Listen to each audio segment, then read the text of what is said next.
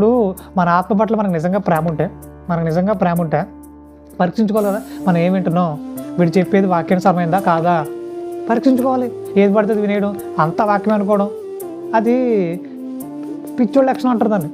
పిచ్చోళ్ళు ఏం చేస్తారు, రాయి తీసుకుంటారు, కొట్టుకుంటారు, మళ్ళీ దుమ్ము తీసుకుంటారు, నెత్తంట పోసుకుంటారు. అంటే పిచ్చోళ్ళు చేసే పనులు అవి. ఎవడైతే చెప్తే వినేయడం కాదు, వాడు చెప్పేది వాక్యం ఉందా లేదా పరీక్షించాలి. వాక్యం అలాగే చెప్తుందా? ఈరోజు చాలామంది వాక్యం కూడా చదివించి మోసం చేస్తున్నారు. ఇది ఇంకా బాధాకరం. వాక్యం అలాగే చెప్తుందా? వాక్యం నిజంగా అదే చెప్తుందా? సో అక్కడ ఉన్న వచనం మరో వచనాన్ని కనెక్ట్ అవుతుందా? అసలు ఏం చెప్తున్నారు వీళ్ళు? వీళ్ళు ఆ వచనాన్ని చూపించి దారి తప్పించేస్తున్నారా? పరీక్షించాలి. విశ్వాసులుగా మనం మౌనంగా దేని పడితే దాన్ని తలకూపేయటం వల్ల ప్రమాదంలోకి వెళ్ళిపోతున్నాం. మన ఆత్మలు పాతాళంకి వెళ్ళిపోతున్నాయి. చాలా ప్రమాదకరం, చాలా చాలా చాలా ప్రమాదకరం.